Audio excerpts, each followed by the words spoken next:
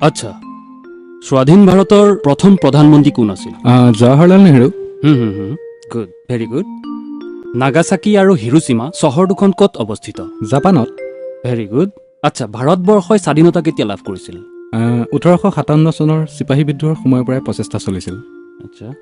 আৰু 1947 চনৰ 15 আগষ্টত সফলতা লাভ কৰোঁ গুড আচ্ছা মংগল গ্ৰহত প্ৰাণী থকাটো আপুনি বিশ্বাস কৰেনে হয় বিজ্ঞানীসকলেও তাকেই ভাবিছে কিন্তু এতিয়াও পৰীক্ষা নিৰীক্ষা চলি আছে অ'কে ঠিক আছে থেংক ইউ ছাৰ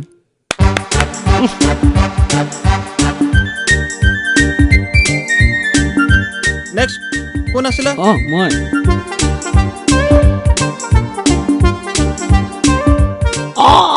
হেৰি নহয় আপোনাৰ ইণ্টাৰভিউ কেনেকুৱা হৈছে বাৰু ভাল হৈছে মই গোটেইকেইটা প্ৰশ্নৰে শুদ্ধ উত্তৰ দিছোঁ হেৰি দয়া কৰি মোক উত্তৰকেইটা ক'ব নেকি বাৰু মোৰ মানে অকণমান সুবিধা হ'ব আৰু ঠিক আছে বাৰু ঠিক আছে প্ৰথম প্ৰশ্নটোৰ উত্তৰ জৱাহৰলাল নেহৰু দ্বিতীয়টো হৈছে আপোনাৰ জাপান আৰু তৃতীয়টো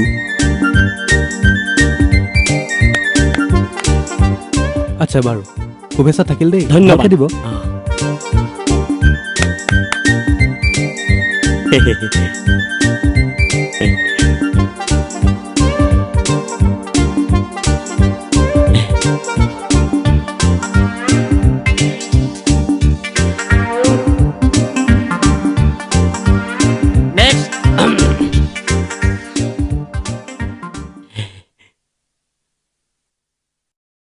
আচ্ছা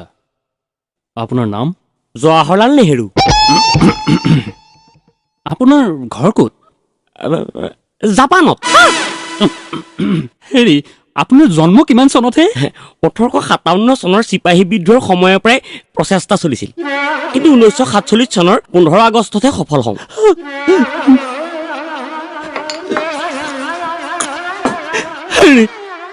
আপুনি পাগল নেকি হে বিজ্ঞানীসকলেও তাকে ভাবিছে কিন্তু এতিয়াও পৰীক্ষা নিৰীক্ষা চলি আছে হেৰি